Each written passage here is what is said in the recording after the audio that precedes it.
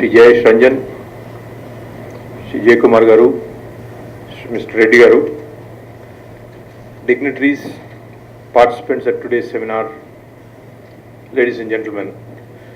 It gives me a great pleasure in addressing this gathering, especially on the relevance and importance of regulations in environmental area with specific emphasis on role of industry. When FAPSI approached us at JETL to co-sponsor this project, we immediately took it upon ourselves because we strongly feel that, like many laws, we in India do not know environmental laws at all. As I will take you through a very brief presentation, you will notice there are more than 25 acts today in India which directly, indirectly, on a very small or a big way, impact the environmental control, pollution mechanism and pollution treatment. Though I don't want to sound despondent and pessimistic, I am very disappointed with the participation of industry.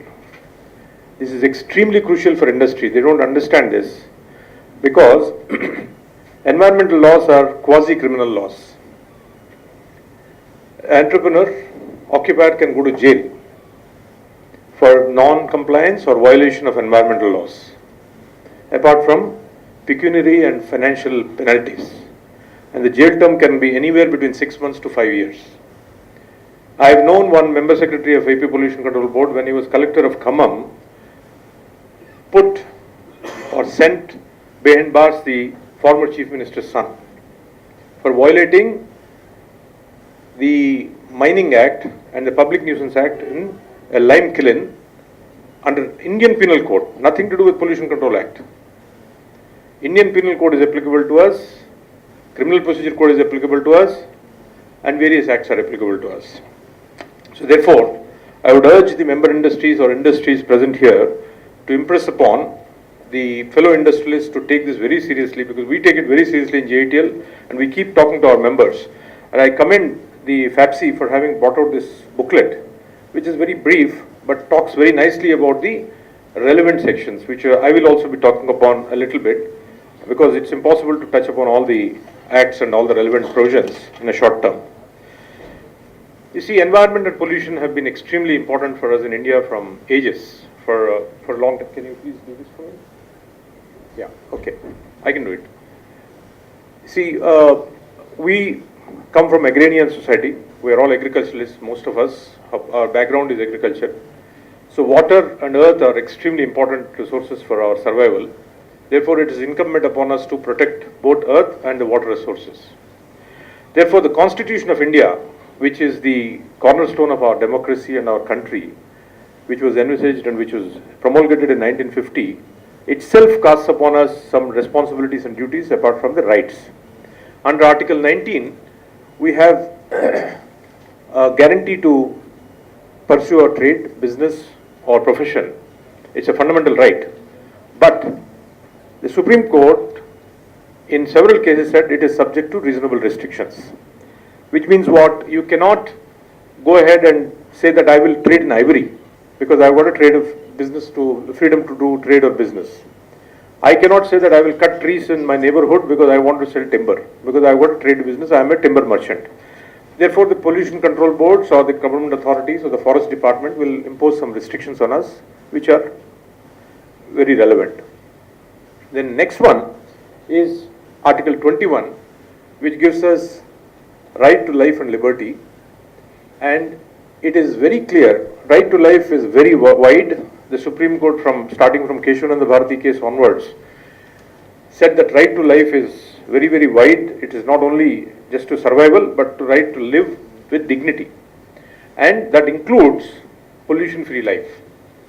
I want to have free air. I want to have good water. See, 40 years back, I could not have envisaged that every day we will be drinking bottled water like what we are drinking today.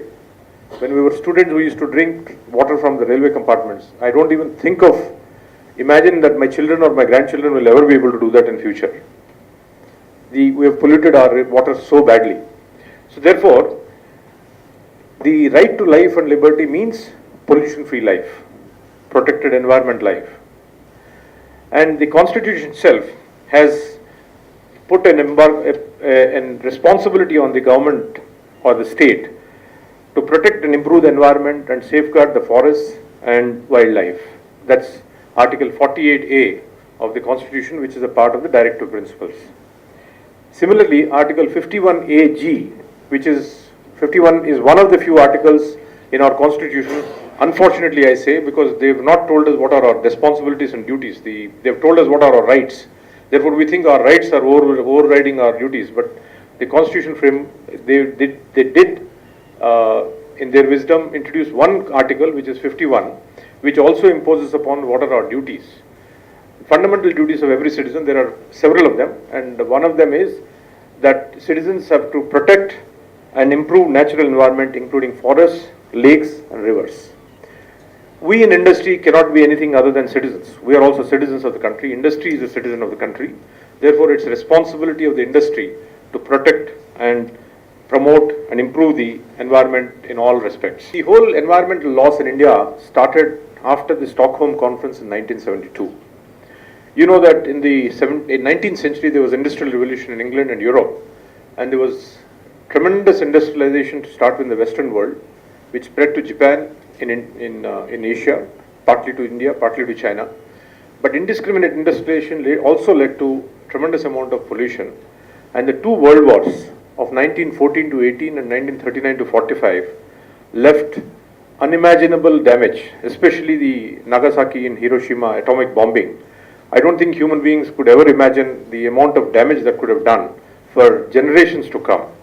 Therefore, the United Nations decided to hold a Stockholm Conference on the field of environment in 1972, and I would like to think, unless I'm proved wrong, the 1974 Water Act is a direct result of the Stockholm Conference, where the nations together decided that we will promulgate the necessary laws, and we got the 1974 Environmental Water Act.